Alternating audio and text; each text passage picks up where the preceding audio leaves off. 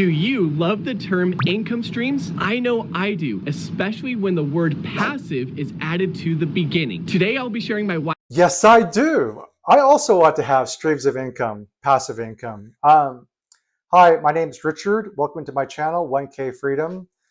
My channel is about improving my life overall in different aspects, but one of them is to generate $1,000 of passive income. I've taken a break from watching cost of living videos on the Philippines to discuss passive income today, specifically real estate passive income. While I was looking for these budget videos on the Philippines, I came across this YouTuber. And just to be fair, I think his YouTube channel is called, or their YouTube channel is called Bisinger Fire Journey. It's a married couple with a child, and they moved abroad at the age of 26. They generated enough passive income to be able to quit their jobs and to move abroad. Okay, and I respect the crap out of that. I'm actually kind of jealous, right? Because that's my goal, right? Someday to be able to live entirely on passive income, to not have to work. And it's just kind of cool they've done it at such an early age, you know? And so it got me curious. Obviously, they make this content to be watched, so people, it's a business, right? But I want to say before I jump totally into it, like, I respect what they've accomplished. What I'm about to say isn't meant to be critical. It isn't meant to be negative. It's just a couple of thoughts that popped into my head while I was watching this video. And I have nothing but respect for what they've accomplished. Okay, so anyway, having said all that, and being sincere about it, I really mean it. Like, it's great that they've done it. I mean, I think lots of us would love to be in their situation. So they generate, I'll try to find it here, $1,300 a month in passive income. It's broken down into $400 of online income and passive cash flow from social media in the US and China, and also from blogging and YouTube, probably, right? All together. And the other part of I'm looking for the other part here, is they generate $900 in rental income positive cash flow.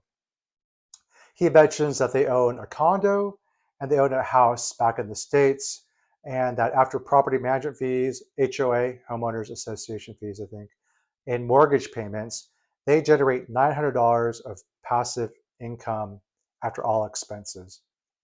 That's pretty cool, man. Like, I don't know a lot about real estate. I watch videos just like I watch, okay, I'm going to go back to that joke again, but just like I watch Philippine cost of living budget videos, I just like watching stuff. I like to learn. And so, but someday it would be awesome to be, not a slumlord, but, a landlord, to own something. That'd be great. So anyway, but when I was watching the video, a couple of things popped in my head. One is that there's no mention of expenses in managing these properties. He mentions that he used to do the repairs when he was back in the States, living near these properties, living in one house and rented the other. It's so, I think that's kind of missing from their budget, right? When I watch these videos, the people talk about, even if you don't have any repairs that month, you should still set aside money for a repair that is coming, right? And so I got to imagine if a handyman makes a visit to your house or to your property, or a plumber or something like that, it's easily a $100 expense, probably $200 these days. They take a $200 hit on their $1,300 budget. That's a significant hit, right? I think in some places, $200 covers rent for a month. It could cover maybe a big chunk of your food allowance. It could easily maybe cover a couple of cheap plane tickets if you're bouncing around like between countries that are nearby, right? So it's a decent amount of money, I think. It's over 10%. So that's one thing that came to mind. But the second thing that came to mind, and look, maybe it's because I don't fully understand the whole picture, right? Because I don't know about real estate that much. but I like to think about problems. I like to analyze. It's just my hobby. And so is that they have two properties, and let's just assume let's just assume that each property has a $200,000 mortgage.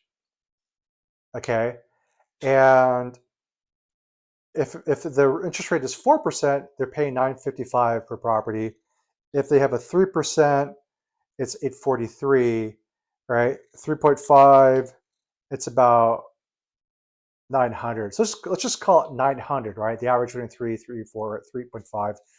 And that's if they were lucky, right? If they were lucky, because I think rates have gone up a lot recently, but a couple of years ago, it was a lot less. So there, each property has $900 a month in mortgage. And I think that I'm not even factoring in property tax and insurance. I think those are also costs that homeowners have, or realtors, that landlords have to pay, right? So not even including that.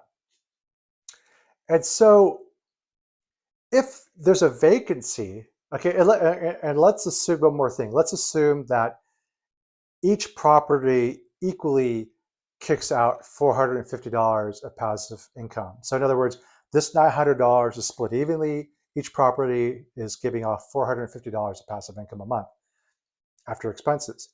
So if there's a vacancy, maybe initially someone thinks, okay, well, they lose the 450 from that property, but they still got the 450 from the other property that's rented, plus the 400 from the passive income from YouTube and social media. So they got $850 a month. They should be fine. But not really, because they have a vacancy. And so that $900 mortgage needs to be paid. And so really, that $450 from the occupied property plus the 400 from the passive income from the blogging and social media, that 850 added together pays the mortgage on the vacant property, and they still have to kick in $50. Now look, he seems smarter than me. Okay, I mean, I'm sure they've got plans, and they're landlords. I'm not. I don't know, but maybe they got reserves. They plan for this and they have reserves and they can ride out the rainy days. Maybe the property's rented to like family and friends who they trust, and therefore it's not like it's not like they're just going to move out right away. They're probably going to make it a smooth transition so that they can find a replacement tenant without having a big gap, right? I mean, I don't know, right? I'm just that's what I do. Just spitballing, I think. So I'm just spitballing here. Just kicking around some ideas. And so to me, it just seems like one vacancy and all the passive income is gone. You go from $1,300 to nothing, to actually a negative $50, right?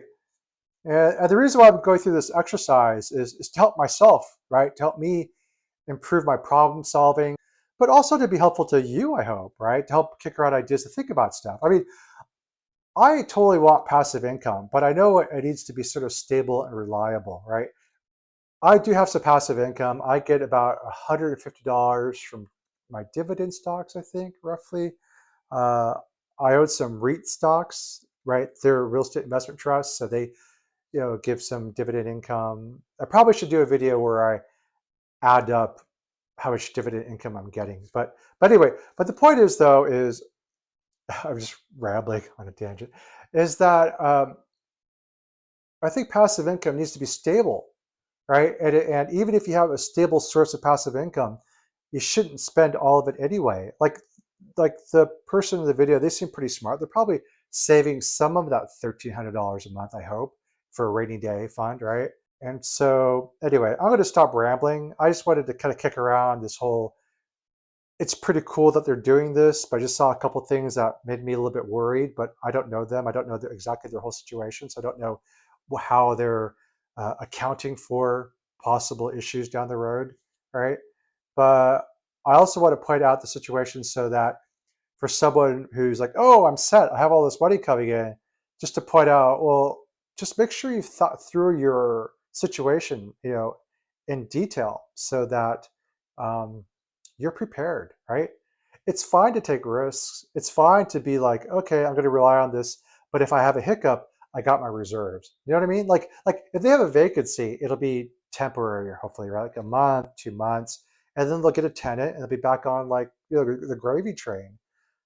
But I just want people to be careful. I guess I'm a little bit too conservative. I guess I'm not this giant risk taker, right? I want to look in the pool to see if there's water before I jump in. Thanks so much for watching my video. Please drop a like, please subscribe. I hope you found this interesting. And if you are someone who owns real estate, please, comment on like, is my thinking off? What am I missing? All right, I would love to learn. All right, I'm always game to learn. Anyway, thanks so much. Have a good one.